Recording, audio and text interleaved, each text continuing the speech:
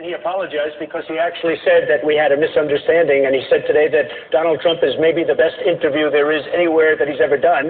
Now, unless he was just saying that on CNN to be nice, but he did say that. Oh, you're the best interview in America. And we had a legitimate misunderstanding in terms of his pronunciation of a word, but I would say just, well, I think it was, and he actually said that. Did you say that? And so radio makes an interesting thing. Okay, so I will say this, though.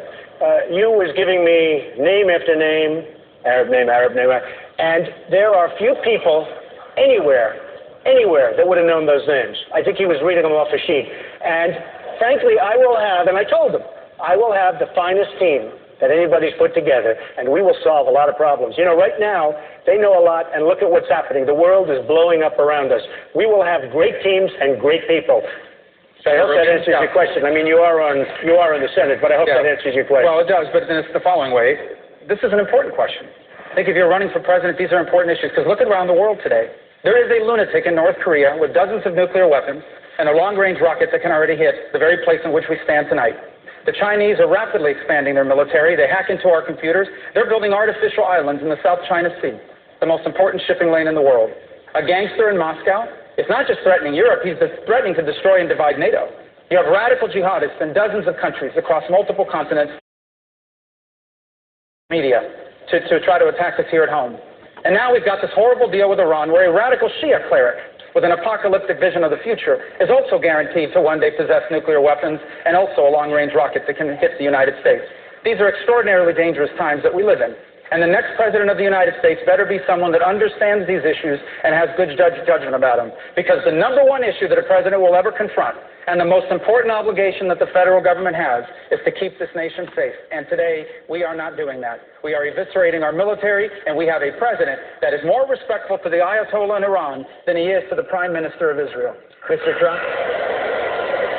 Senator Rubio seemed to be suggesting that you don't know information. No, I don't think he's suggesting that at all. I don't think he's Well, that's why we have a that. debate. I think that we should have a deeper debate about these issues, because there is no more important decision that a president will make. But are you saying that you have the knowledge to be the president that Mr. Trump does not have? Well, you should ask him questions in detail about the foreign policy issues our president will confront, because you better be able to lead our country on the first day.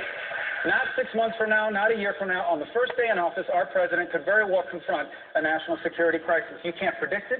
Sometimes you cannot control it. And it is the federal government does all kinds of things it's not supposed to be doing. It regulates bathrooms. It regulates schools that belong to local communities. But the one thing that the federal government must do, the one thing that only the federal government can do, is keep us safe. And a president better be up to date on those issues on his first day in office, on her first day in office. Mr. Trump.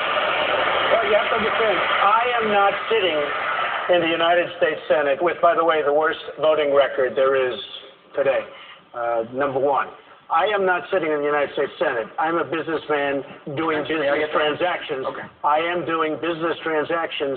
I will know more about this, and as you said, it was very acceptable. And when you listened to that whole interview, it was a great interview. You said it, I didn't. Yeah. Well, now I did. But I will, listen, just one second. Just 1 second. I never get I will know more about the problems of this world by the time I sit. And you look at what's going on in this world right now by people that supposedly know this world is a mess. Senator Rubio, he did your SEC record in the Senate. I'm proud to serve in the United States Senate. You know, when I ran 5 years ago, the entire leadership of my party in Washington lined up against me. But I'm glad I won, and I'm glad that I ran, because this country's headed in the wrong direction. And if we keep electing the same people, nothing is going to change. And you're right, I have missed some votes, and I'll tell you why, Mr. Trump. Because in my years in the Senate, I figured out very quickly that the political establishment in Washington, D.C., in both political parties, is completely out of touch with the lives of our people. You have millions of people in this country living paycheck to paycheck, and nothing's being done about it. We are about to leave our children with $18 trillion in debt, and they're about to raise the debt limit again. We have a world that grows increasingly dangerous, and we are eviscerating our military spending and signing deals with Iran.